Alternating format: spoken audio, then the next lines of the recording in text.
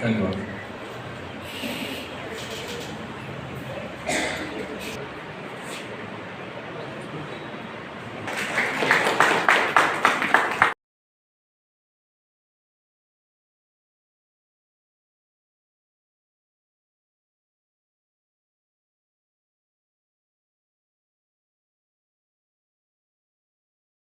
की रोकथाम। सबसे पहले हम लोग फर्स्ट पार्ट को देखेंगे कि प्रजनन स्वास्थ्य क्या है। पहले तो सबसे पहले हम लोग जानेंगे कि प्रजनन या जनन किसको कहते हैं। कोई भी अपने भाषा में जनन किसको कहते हैं।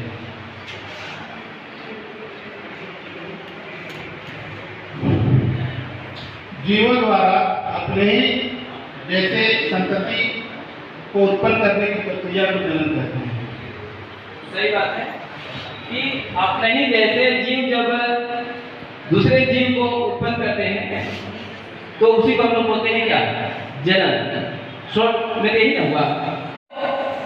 ये जो रिप्रोडक्शन होता है, आप लोग सब कोई पढ़े होंगे, किसी का साइंस बैकग्राउंड अगर ऊपर क्लास में है 10th तो सभी कोई पढ़े होंगे कि जो जनन होता है वो मुख्यतः दो प्रकार का होता है, एक सेक्सुअल और एक सही है। ऐसा नहीं है, 100% नहीं है। क्या 100% इससे सहमत है क्या? अगला है स्त्री के लिए गपशप करना, पुरुष के लिए पैसा कमाना।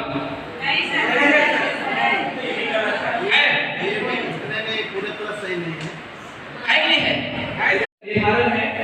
उसके बाद हम लोग यहाँ पर देखेंगे कि इस समाज के साथ मीडिया का भी हाथ है। मीडिया का हाथ है सामाजिक असमानता को उत्पन्न करने के लिए। जैसे मीडिया किस प्रकार से सामाजिक असमानता को वर्तमान में देखते हैं सर, जितने भी व्हाट्सएप है, फेसबुक है, महिलाओं को मजाक का चीज बना दिया है। हर चीज महिला जो की तरह महिला के हर चीज के व्यवहार को प्रदर्शित। सही है। ऐसा नहीं है, 100% नहीं है। क्या 100% इससे सहमत है क्या? अगला है स्त्री के लिए गपशप करना, पुरुष के लिए पैसा कमाना।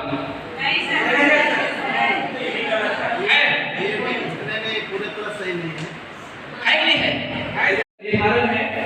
उसके बाद हम लोग यहाँ पर देखेंगे कि इस समाज के साथ मीडिया का भी हाथ है।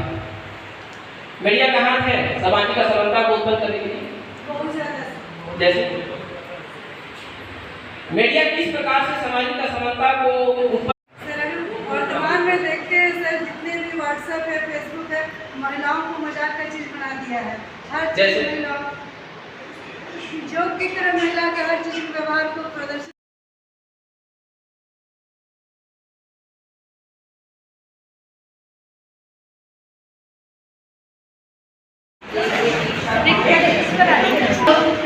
वन है और का जो नाम हमने रखा है वो नाम है रानी लक्ष्मीबाई।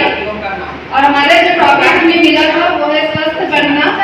हमारे ग्रुप में 7 मेंबर हैं, जिसमें 6 लोग यहाँ पे प्रेजेंट है। सर नमाज पढ़ने के लिए गए हुए हैं। फिर है मैडम हमारे आशा सिन्हा, फिर है मैडम द्रौपदी देवी, वो मैम है श्वेता मिश्रा। हमारे ग्रुप में एक सर भी है। देखिए मैम ने बताया हम लोग के टॉपिक का नाम है स्वस्थ बनना। ठीक है, थोड़ा शांति बनाए रखेंगे तो अच्छा लगेगा। समय भी हम लोगों के पास है। जैसा कि हम लोग के टॉपिक का नाम है स्वस्थ बढ़ना, तो इसमें हमने बताया है कि किशोरावस्था में लड़के और लड़कियों में क्या क्या चेंजेस होते हैं। तो सबसे पहले 10 वर्ष से 19 वर्ष तक के बच्चे किशोरावस्था में होने वाले चेंजेस, तो उनमें क्या क्या चेंज होता है ये हमने लड़का लड़की का एक पिक्चर बना उसके माध्यम से आपको दर्शाया किशोरावस्था। तो तीव्र गति से शारीरिक, मानसिक, सामाजिक और भावात्मक परिवर्तन में विकास होना, यही है मतलब जो चेंजेस इनमें होते हैं। उसके बाद शारीरिक परिवर्तन, बालक में परिवर्तन, बालिकों में परिवर्तन। जैसे कि बालक में क्या क्या परिवर्तन होते हैं, सीना चौड़ा होना, मूंछ दाढ़ी का होना, आवाज का भारी होना, जगह अंगों का विकास होना। ये सब बालकों में परिवर्तन होते हैं। और बालिकाओं के परिवर्तन नाम बताइए। मैडम ने बालकों के प्रदर्शन का बताएंगे। बालिकाओं में प्रदर्शन होता है बच्चों को बैठना, कमर का चौड़ा होना, आवाज पतला होना, महावारी का आना, ये सब बालिकाओं का मुख्य दूसरा पढ़ने में दूसरा अवस्था में मुख्य प्रभाव करता है। हमारे लिए ये लड़कियों में बदलाव का बहुत बड़ा कारण है। बहुत अपने आप में जितने महसूस करती है, जिनका महसूस करती है, इनके पास बहुत रहती है। और स्वस्थ बढ़ने की बात है इस समय किशोरावस्था के बच्चों या लड़कियों दोनों आज़ादी को चाहते हैं कि हमें किसी तरह से भी आज़ादी। इसमें से मैडम कुछ इसके बारे में चर्चा कर चुकी है। अब रह गया है लड़कों का विषय है। इसमें जैसे जैसे लड़के धीरे धीरे बढ़ने लगते हैं, उसकी उम्र में परिवर्तन होने लगते हैं और उसको मोच गाड़े आने के बाद धीरे धीरे उसकी उम्र भी बढ़ती जाती है। बहुत सारी चीजें हो रही हैं। तो एक सबको के बारे में सर ने बताया ये एक शारीरिक परिवर्तन है और ये एक स्वाभाविक प्रक्रिया है जो कि किशोरावस्था में लड़कों में होता है। और जैसे इस अवस्था में हार्मोनल चेंजेस होते हैं, हार्मोन का सिक्रेशन बढ़ जाता है, जिसके कारण कि अब किशोरावस्था में लड़कों में भी वीर्य का बनना, स्पर्म का बनना स्टार्ट हो जाता है। तो अगर वो आवश्यकता से ज़्यादा बढ़ गया है, कैपेसिटी होती है बॉडी की, तो वही नाइट फॉल के रूप में या स्वप्न दोष के रूप में शरीर से बाहर निकलता है। तो लड़कों की एक स्वाभाविक प्रक्रिया है। प्राकृतिक ये है कि महावारी जो लड़कियों में भी एक प्राकृतिक प्रक्रिया है, ये महावारी का होना, ये स्वस्थ बढ़ना का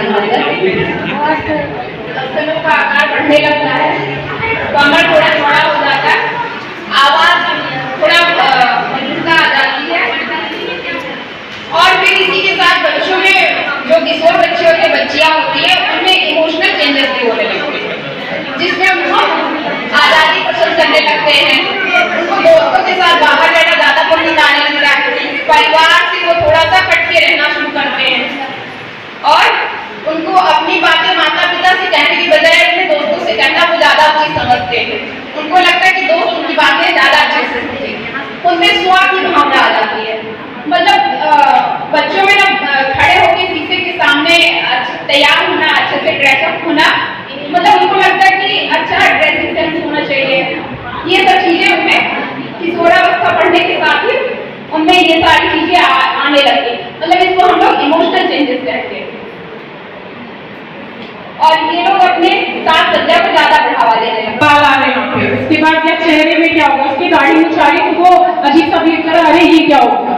इसमें किसी की आवाज इतनी भारी कैसे हो सकती है, उसकी आवाज मोटी हो गई और इसमें स्वप्न दोष। बाकी सब पे फिगर आउट है, सबके समझने के लिए काफी है। Thank you. ठीक है, राधिका छिपाई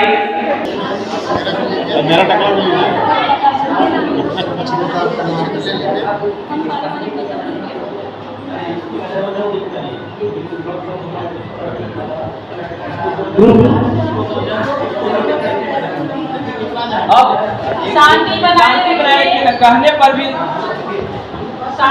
ग्रुप हम लोगों का टॉपिक है इंटरनेट और सोशल मीडिया, और हम लोगों के ग्रुप का नाम है संपर्क.com। जैसा कि आप सभी जानते होंगे कि आज जिस थोड़ा सा शांति बनाए आज का जीवन जीना बगैर इंटरनेट और सोशल मीडिया के लगभग नामुमकिन है। चाहे किसी भी क्षेत्र को आप ले लें, यहाँ पर कुछ चुनिंदा क्षेत्रों का हमने उल्लेख किया है, लेकिन इनसे कहीं ज़्यादा क्षेत्र है जिनको हम इंटरनेट और सोशल मीडिया के माध्यम से जोड़ सकते हैं। चाहे हमें भूगर्भ में झांकना हो, चाहे चंद्रयान 3 भेजना हो, हम सभी चीज़ों में हमें इंटरनेट और सोशल मीडिया की जरूरत पड़ती रहती है। परसों ही हमने शायद सोशल मीडिया के कारण दिवाली भी मनाई, क्योंकि हमारे देश ने इतनी अच्छी अभूतपूर्व तरक्की की, जिसके कारण हमने परसों ही दिवाली मनाई। तो हमारे ग्रुप के मेंबर हैं जिनका मैं आपसे संपर्क करवा दूँ। दूसरे नंबर पर है कविता कुमारी, तीसरे हैं आरती साहू, चौथी खुशबू कुजूर, जीनू मालती प्रसाद, मनराखन सिंह मुंडा, नारायण ठाकुर और रिजवाना परवीन। पहला मेरा है, इसमें जो हमने इंटरनेट और सोशल मीडिया में चुना है, पहला है विद्यार्थी। तो विद्यार्थियों के लिए इंटरनेट और सोशल मीडिया, हम लोग कल तक सोचते थे कि पुस्तक ही सब कुछ है, आज भी पुस्तक सब कुछ है, लेकिन उसके साथ इंटरनेट और सोशल मीडिया की आज विद्यार्थियों के लिए उतनी ज़्यादा ज़रूरत हो गई है।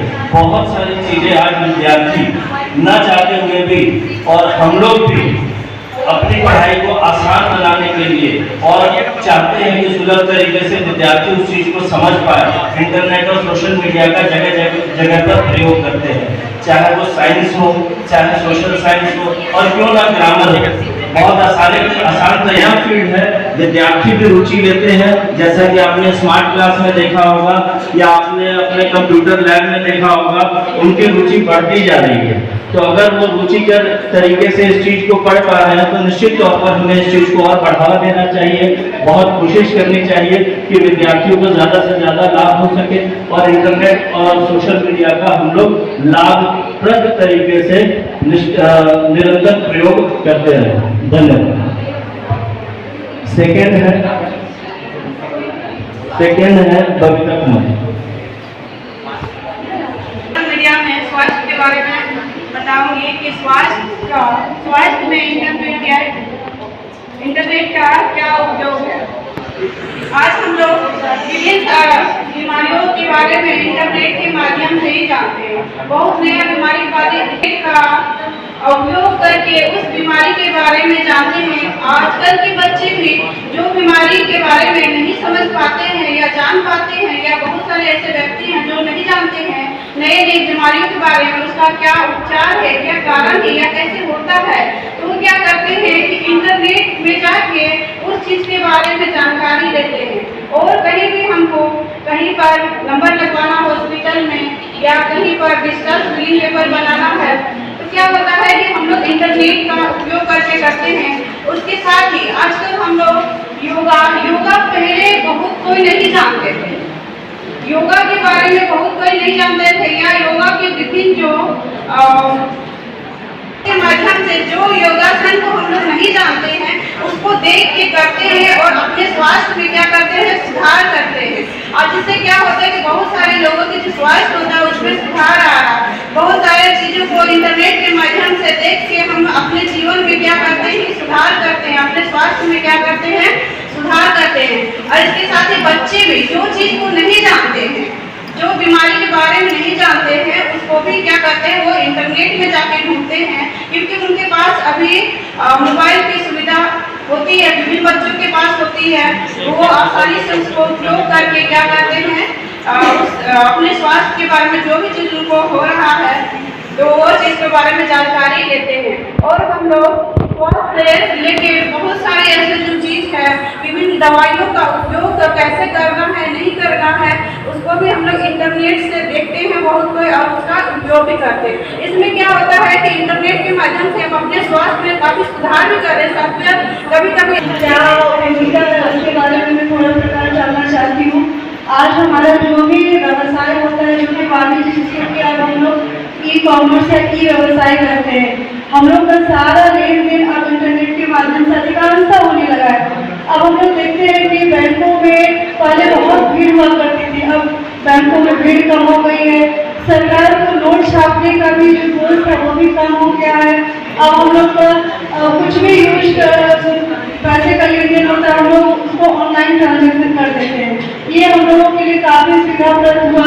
इसके साथ ही अब बिजनेस में जिस तरह जिन बच्चों को पढ़ाते हैं उनमें जरूरी नहीं है कि सभी बच्चे अच्छे घरों से आए हों, तो उनमें किसान बच्चे भी होते हैं, किसान परिवारों से होते हैं, तो वे इस सोशल मीडिया से जुड़कर अपने परिवार के लोगों को ये बता सकते हैं कि कैसे उनके परिवार के लोग कृषि के बारे में सजग हो सकते हैं और उन्हें कैसे बीजों का जो व्यापार है या फिर बीज वो कैसे मंगा सकते हैं, अच्छे बीजें जो है वो कैसे मंगा सकते हैं, उसके बारे में वो अपने परिवारों को जानकारी दे सकते हैं।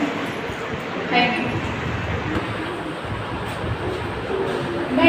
मीडिया के माध्यम से सुरक्षा के बारे में बताना चाहती हूँ कि इंटरनेट के द्वारा हम सुरक्षा के बारे में, अपने बारे में इससे बहुत कुछ सीख सकते हैं कि कैसे अपना आत्मरक्षा करना है। जैसे कि कराटे वाटे के लिए भी बहुत बच्चे जो नहीं सीख पाते हैं वो इंटरनेट के द्वारा भी सीख करके अपना सुरक्षा के बारे में बता सकते हैं। सोशल मीडिया से जुड़ी होती है, इसके बारे में बता रहे हैं। गृहिणियाँ बहुत सी माएँ घर में रहती हैं और सोशल मीडिया से जुड़ी रही अच्छा खाना बना करके दे सकती हैं। उसके बाद ये 1979 में सबसे पहले इंग्लैंड ने डाकिया में उपयोग किया था। भारत में 1915 का 1995 को इसने भारत में लॉन्च हुई थी और 1998 में किसी निजी कंपनी को दिया गया था। उसके बाद 2014 के बाद इंटरनेट और सोशल मीडिया जो है भारत में इसी तरह से एक्टिव हो गई है कि जो बच्चा 6 महीना का है वो बच्चा भी जो है बहुत अच्छी तरीके से इंटरनेट के मोबाइल को अच्छी तरह से सुचारू कर रहा है। और हमारा जो टॉपिक है वो है वैज्ञानिकों के लिए आज हमारे देश में इंटरनेट, हमारे देश में किसी भी देश के लिए इंटरनेट एक बहुत महत्वपूर्ण अंग हो गया है। तो इसलिए है क्योंकि आज जो हम चांद पर पहुँचे हैं वो उस पर भी इंटरनेट का बहुत महत्वपूर्ण हाथ है। चाहे वो इसरो हो या और कोई भी संस्था हो, उन लोगों के इंटरनेट बहुत ही जरूरी है। हमारे ग्रुप के टॉपिक का नाम है इंटरनेट और सोशल मीडिया। वर्तमान समय में इंटरनेट हमारे जीवन का एक हिस्सा बन चुका है, उसके बगैर हम लोग जी नहीं सकते। अभी आप लोगों ने जितनी भी चर्चाएं सुनी और जैसा महसूस करते हैं कि बहुत ही बढ़िया चीज है, ये खुशियां लेकर तो आई है लेकिन साथ बहुत सारे मुसीबत लेके आई है। इंटरनेट वर्तमान समय में एक ऐसा क्राइम करने का जाल फैला हुआ है कि आप इसके सभी टारगेट हैं। जितने भी साइबर क्राइम करते हैं हम सब टारगेट हैं, क्योंकि हम लोग सब इंटरनेट का यूज करते हैं। इसलिए इंटरनेट का उपयोग करने के लिए हमें कुछ ऐसी सावधानियां बरतनी होगी जिससे हम लोग साइबर क्राइम से बच सकें। जैसे अपने पर्सनल जो पासवर्ड होते हैं कुछ इस तरह से सेट करनी होगी कि इसका कोई दूसरा मिस यूज न कर सके। और जो जहाँ तक हमारी किशोरावस्था की इंटरनेट साइबर क्राइम से बचाने की बात होगी, क्योंकि किशोरावस्था एक ऐसी अवस्था होती है जिसमें उन लोगों की जानने की सबसे ज्यादा उत्सुकता होती है और उत्सुकता इतनी होती है कि जल्दी जानना, और इस चक्कर में वो कुछ ज्यादा फंस जाते हैं और कुछ गलत जानकारियां अपने जीवन में उतार लेते हैं जिससे उनके जीवन प्रभावित भी हो सकते। इसलिए आप से आग्रह होगी कि बच्चों को इसके बारे में बेहतर से बेहतर जानकारी दें। Thank you. पसंद आया होगा, धन्यवाद।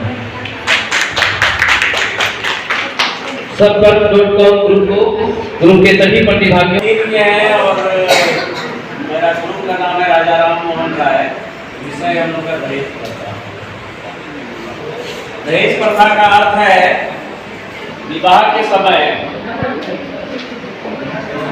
वधू के परिवार के द्वारा वर को, और ये दहेज प्रथा के कारण हमारे देश में महिलाओं का बहुत ही अवशोषण हो रहा है। और इसको कैसे रोका जाएगा, कैसे दूर किया जाएगा और इससे क्या क्या लाभ होगा, हमारे बीच के जो सहभागी हैं बताएंगे।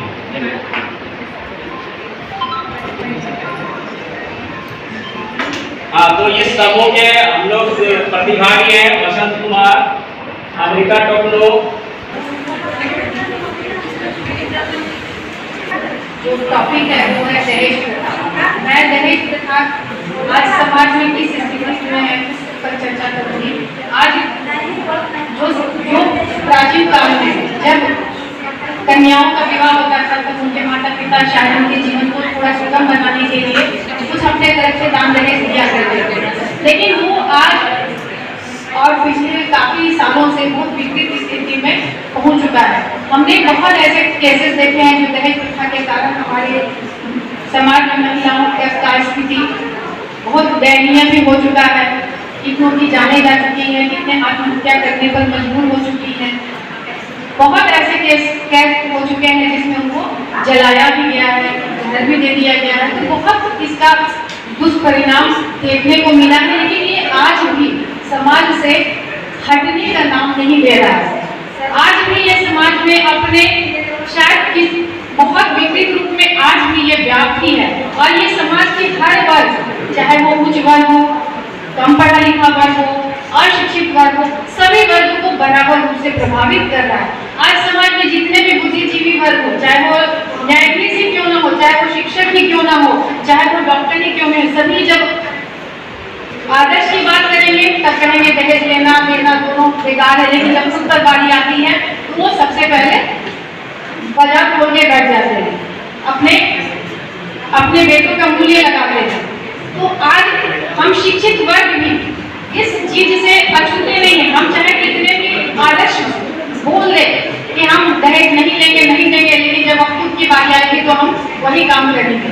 तो आज एक डॉक्टर लड़का की अगर शादी डॉक्टर लड़की से भी हो रही है, फिर भी वो उसके माता पिता को दहेज देना ही पड़ रहा है। तो आइए हम सब मिल करके इस पर गहन से सोचे, विचारे और इसको दूर करने के लिए क्या क्या उपाय कर सकते हैं उस पर चर्चा करें।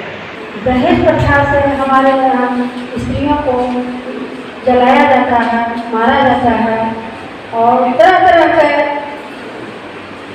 प्रताड़ना किया जाता है।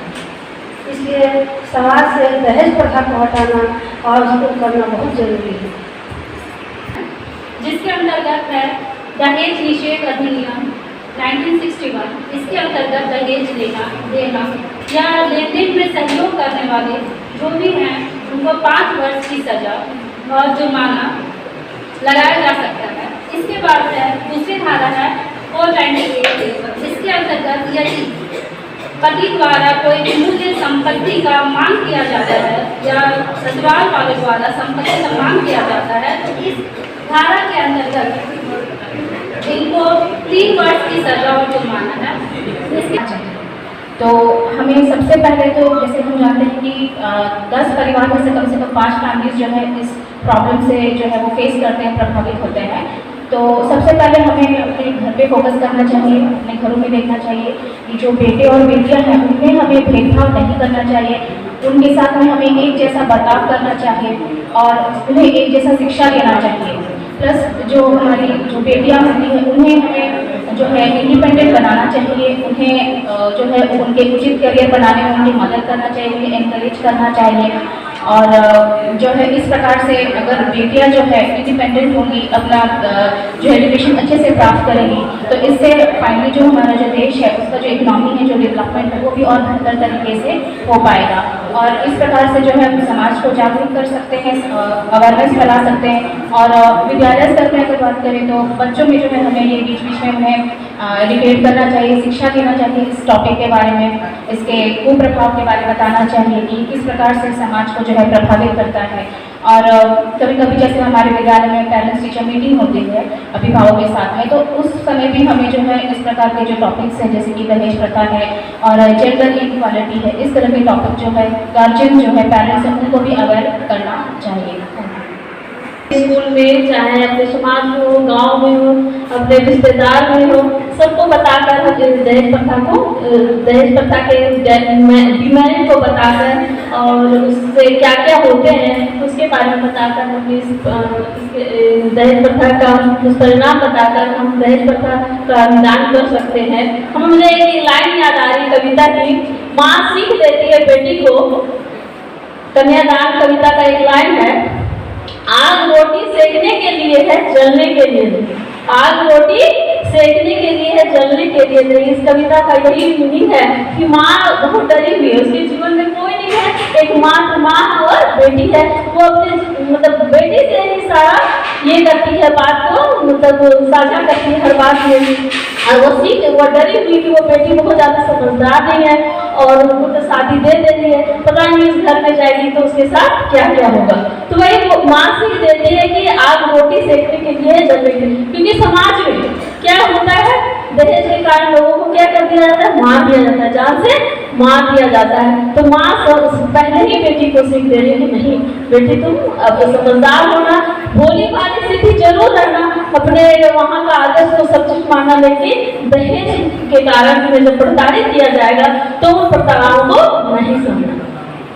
और इस तरह से बहुत सारे और बातें बताकर बच्चों को, चाहे क्लास में हो, चाहे स्कूल में हो, चाहे समाज में हो, होने वाले जो भी दहेज प्रथा के कारण होता है, तो ये तभी निदान होगा जब सारे युवक युवतियाँ शिक्षित होंगे और शिक्षा के द्वारा ही इसका निदान किया जा सकता है।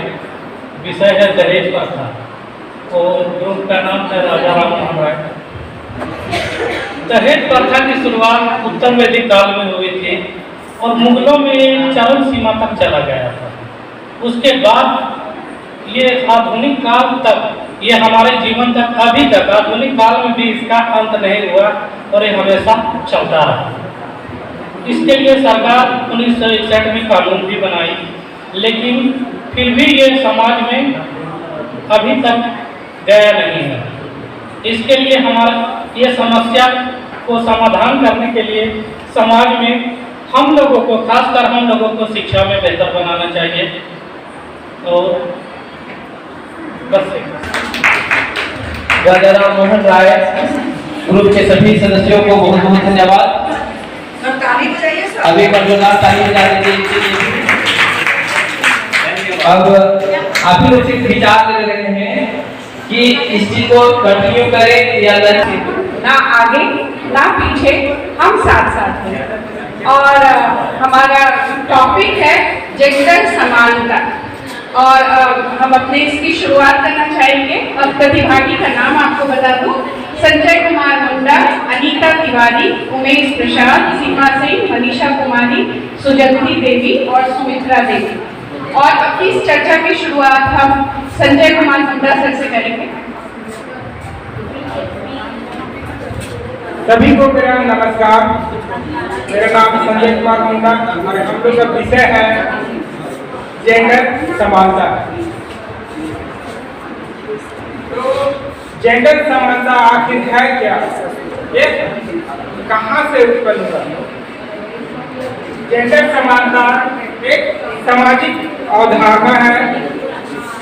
इसका जन्म समाज में फैली असमानताओं, रूढ़िवादिता, भेदभाव या सकती है और लड़का ब्लू कलर है, लेकिन अभी जो है ऐसा कुछ भी नहीं है।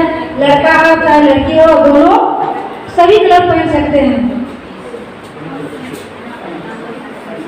जैसा कि हम सभी जानते हैं कि हमारे परिवार में जो भी घर का काम जो संभालती हैं, घर का जो काम करती हैं, वो महिलाएं करती हैं।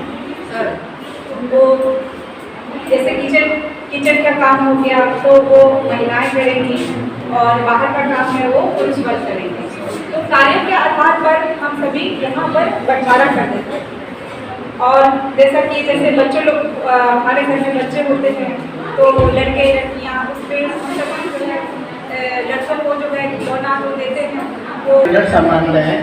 तो हम पहले और अभी में बताएं, वर्तमान समय में हम अभी लड़का और लड़की एक समान है। देखिए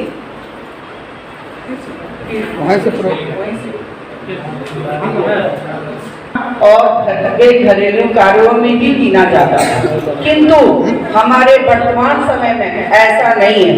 हमारी लड़कियां हमारे लड़कों से बहुत आगे हैं। इसका उदाहरण है हमारे खुद के स्कूल। हमारे स्कूल में, हमारे वर्ग में अभी छात्राएं बहुत अच्छा रिजल्ट करती हैं। टेस्ट जो साप्ताहिक टेस्ट है उसमें भी लड़कियां आगे हैं, एनुअल परीक्षा में भी लड़कियां आगे, बहुत सारा अभी कंपटीशन हुआ उसमें भी हमारी लड़कियां आगे हैं लड़कों से। और हर मामले में हमारी लड़की हमारे लड़कों से आगे चल रही हैं। सब मामले में हमारी लड़कियां एक अच्छी घरेलू वाइफ भी बन सकती हैं, बेटी भी बन सकती हैं, माँ भी बन सकती हैं और अच्छी शिक्षिका भी बन सकती हैं। घर बाहर दोनों संभाल सकती हैं। लेकिन लड़कों में ये नहीं है कि वो सारी जिम्मेवारी को संभाल सके। अगर ऐसा देखने को अक्सर सभी लड़कियों में पाया जाता है। कुछ लड़कियां ये नहीं सकती लेकिन वो कोशिश जरूर कर रही हैं। ठीक है, इस मामले में हर तरह से हमारी लड़कियां हमारे लड़कों से आगे हैं। गाड़ी चलाना हुआ, लड़कियां गाड़ी भी चला लेती हैं, दोनों में ही कुछ कर दिखाने का है दम। धन्यवाद। हमें लगा कि आपको ये टॉपिक जैसे ये टॉपिक मिला तो ये तो अंतहीन कहानी, अगर हम लोग कहना शुरू करें तो सुबह से शाम हो जाए, ये अंतहीन कहानी चल सकती है। अब हम लोग अभी ये डिस्कशन कर रहे हैं, इस पर चर्चा कर रहे हैं, कहीं ना कहीं ये बहुत ज़रूरी है और ये हम महसूस करते हैं हर एक क्षेत्र में कि ये समानता नहीं है। हम क्या करते हैं, हम आप जैसे पढ़े लिखे लोग भी समानता का मतलब सोचते हैं अगर लड़कियां स्कूल जा रही हैं लड़कियां, लेकिन आप देखिए चूंकि ये इतने सालों से इतना डीप डाउन का रूट, ये इतना इनकी जड़ें इतनी मजबूत है कि कहीं ना कहीं हमारा कभी भी व्यवहार पूरे दिन में या पूरे 2-4 महीनों में वो झलक जाता है। किसी काम के सिलसिले में, किसी अपॉर्चुनिटी के सिलसिले में हम कहीं ना कहीं डिस्क्रिमिनेट कर देते हैं। हमें उन चीज़ों का ध्यान रखना है। अब सबने आप पूछेंगे कि ये समानता क्यों, इक्वालिटी क्यों चाहिए, तो हम उस पर चर्चा कर लेते हैं कि अगर प्रतिदिन $1 इन्वेस्टमेंट किया जाता है किसी गर्ल चाइल्ड के, किसी लड़की के, तो उसका रिटर्न 20% को रिटर्न आता है। कैसे? अगर वो पढ़ती है तो 20% के रूप में आपके पास वापस आता है, उसके स्वास्थ्य पे, उसकी शिक्षा, उसके काम पे कम खर्च करते हैं। जब वो एक नवजात को जन्म देती है तो वो ज़्यादा स्वस्थ रहती है क्योंकि वो जागरूक है, वो पढ़ी लिखी है। और इसी तरह से अगर रिटेंशन हो जाए वर्क प्लेस में औरतों का, तो ये एक रिपोर्ट है जो कहती है कि $28 ट्रिलियन का कंट्रीब्यूशन वो होल इकोनॉमी में कर सकती है वर्ल्ड का। तो कहीं ना कहीं इस अपॉर्चुनिटी, ये मौके की तलाश के कारण इतनी बड़ी राशि हमारी अर्थव्यवस्था पे नहीं आ रही है। तो ये बहुत विचारणीय प्रश्न है और हमें ये ध्यान रखना है कि ना केवल शिक्षा, आप कहीं भी देखते हैं, आप अपने स्कूल में हैं, आप किसी और वर्क प्लेस में हैं, आप बाजार में हैं, आप सड़क पे हैं, आप किसी प्राइवेट व्हीकल पे जा रहे हैं और कहीं भी आपको ऐसा नजर आता है जहाँ की लिंग के आधार पे अगर उनको भेदभाव किया जा रहा है। एक मामूली सी बात है, आपके घर में एक वर्कर है, वो मेल भी और फीमेल भी है, अगर आपको कहीं लगता है पैसे की वजह से पैसे कम दिए जा रहे हैं तो ये आपकी ड्यूटी बन, वो भी एक जेंडर समानता का बहुत बड़ा कारण आप बन सकते हैं अगर आप अपनी आवाज नहीं उठाते हैं। तो बहुत कुछ हुआ है और बहुत ही ज्यादा कुछ करना बाकी है। हमें हर वो सब कुछ चाहिए, हमें रिजर्वेशन चाहिए। क्यों चाहिए? हम लोग करने जा रहे हैं, हमारे समूह का नाम है चंद्रयान 5। आप जानते होंगे कि चंद्रयान 3 हमारा आज 2 दिन पहले सफलतापूर्वक प्रेषण कर दिया गया है, लेकिन हम सभी प्रतिभागी चंद्रयान 5 को भेजेंगे। तो ध्यान दिया जाए, सबसे पहले हमारे समूह में जितने भी उपस्थित प्रतिभागी, तीसरे में है ज्योति कुमारी और चौथा में सुनीता कुमारी और पांचों में है विनोद प्रसाद कुशवाहा और 6 में है दिलीप शेखर सोरेन और 7वें में है जो विषय वस्तु हमारी है वो है आज हमारे समाज में जो मादक पदार्थ हमारे समाज को आज दीमक के जैसा खाता जा रहा है। यहाँ तक कि नहीं, हमारे जो किशोर बच्चे हैं आज दिन प्रतिदिन इसका भी वे आदी होते जा रहे हैं। जितने भी माता पिता हैं आज वे सभी अपने बच्चों के प्रति एक अरमान पाल कर रखे हुए हैं कि हम अपने बच्चों को यहाँ पढ़ाएंगे वहाँ पढ़ाएंगे, लेकिन किसी तरह से वह अर्थात इस मादक पदार्थ का चाहे कुसंगति कर लें या किसी तरह का और भी कर लें और उसका शिकार हो जाता है और हम सभी माँ बाप का जो अरमान है वह घर आ जाता है। हम लोग इससे भी परिचित हैं कि इस मादक पदार्थ का दुरुपयोग से आज देखिए हमारे बहुत ही महान हस्ती भी इसके शिकार हो गए हैं। आपने सुना होगा कि एक मशहूर अभिनेत्री शराब और अवैध नशीली दवाओं सहित मनोसक्रिय तत्वों के हानिकारक तथा खतरनाक इस्तेमाल के रूप में परिभाषित करता है। मादक पदार्थों में तंबाकू, शराब, निकोटीन, गांजा, सिगरेट, बीड़ी, नशीली दवाएं इत्यादि सम्मिलित हैं। तो आज हमारे सामने हमारे जो प्रतिभागी हैं इस पर एक एक बिंदु। सबसे पहले हम लोग जानेंगे कि मादक पदार्थों के सेवन के कारण क्या क्या होते हैं, जिसमें मैं चर्चा करूंगी कि सबसे पहला है कि मित्रों के संगत का प्रभाव। जैसा कि हम लोग ने ट्रेनिंग के दौरान जाना कि जो हमारे किशोर होते हैं, जो 10 से 19 वर्ष की आयु के होते हैं, वे अपने मित्रों के साथ रहना ज़्यादा पसंद करते हैं अपने माता पिता या बड़ों की अपेक्षा। तो उनमें एक प्रेशर भी होता है कि अपने दोस्त वो जो दोस्त को देखते हैं करते हुए वो भी वो करना चाहते हैं। यदि वो गलत संगत में पड़ते हैं, उनका कोई दोस्त किसी मादक पदार्थ का सेवन करता है, तो बच्चों में एक प्रेशर होता है कि यदि हम उस काम को नहीं करेंगे तो हम अपने दोस्त से या दोस्ती में वो लोग मुझे साथ नहीं रखेगा या हम उनसे कम है। तो एक कुछ करने का उनमें जो उत्साह होता है, कुछ नई चीजों को सीखने का, इसलिए वो गलत संगत में पड़कर इन चीजों का सेवन करते हैं, क्योंकि उन्हें ऐसा लगता है कि अगर इस चीज का हम सेवन करते हैं तो हमें बहुत ज्यादा आनंद की अनुभूति होगी या हम किसी दूसरी दुनिया में पहुंच जाएंगे। जैसे कि हमारे ग्रुप का नाम भी है चंद्रयान 5, मतलब उन्हें लगता है कि यदि हम नशीली दवाओं या मादक पदार्थों का सेवन करते हैं तो हम चांद पर ही पहुंच जाएंगे, ऐसा वो अपने में अनुभव करने लगते हैं। तो गलत संगत में पड़ के बच्चे जो हैं इन तरह की चीजों का सेवन करना शुरू कर देते हैं। और दूसरी हिंसा, जिसमें 2 प्रकार के पारिवारिक वातावरण का मैं चर्चा करना चाहूंगी। पहला तो वो परिवार जहाँ पे बच्चे जो हैं उनके माता पिता को देखते हैं कि वो नशा पान कर रहे हैं, जो भी उनके बड़े हैं, तो बच्चे वो चीज घर से सीखते हैं, अपने गार्जियन को देखकर सीखते हैं, क्योंकि बच्चे का जो पहला पाठशाला होता है वो उनका परिवार होता है। यदि वो अपने बड़ों को नशा करते हुए देखते हैं तो वो भी उसको अनुकरण करते हैं। और दूसरा परिवार का मैं जो जिक्र करूंगी वो है आज का आधुनिक परिवार, जहाँ माता और पिता दोनों ही नौकरी करते हैं।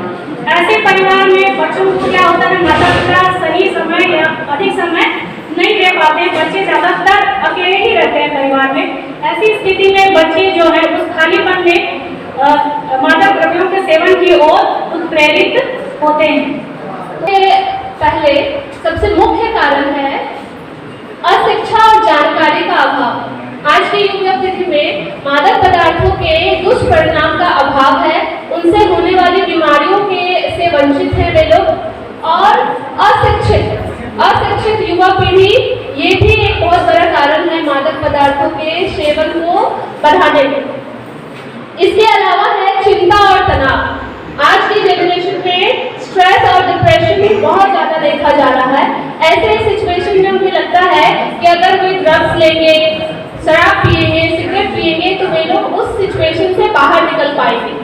तो चिंता और डिप्रेशन भी मादक पदार्थों के सेवन में एक बहुत बड़ा कारण है। तो अकेलापन बहुत बड़ा कारण है। बच्चे जो होते हैं अभी माँ पिता दोनों नौकरी करते हैं, बच्चे घर में अकेले रहते हैं। इस पर क्या होता है, बच्चे किसी गलत आदत पकड़ लेते हैं। साथ ही साथ ये भी होता है कि जब दोनों काम करते हैं तो बच्चे को हॉस्टलाइज कर देते हैं। बच्चा हॉस्टल में रहता है, दोस्तों के साथ मिलकर अकेले वहाँ पे क्या हो जाता है कि दुखी हो जाता है। और प्रभाव के बारे में बताना चाहूँगा।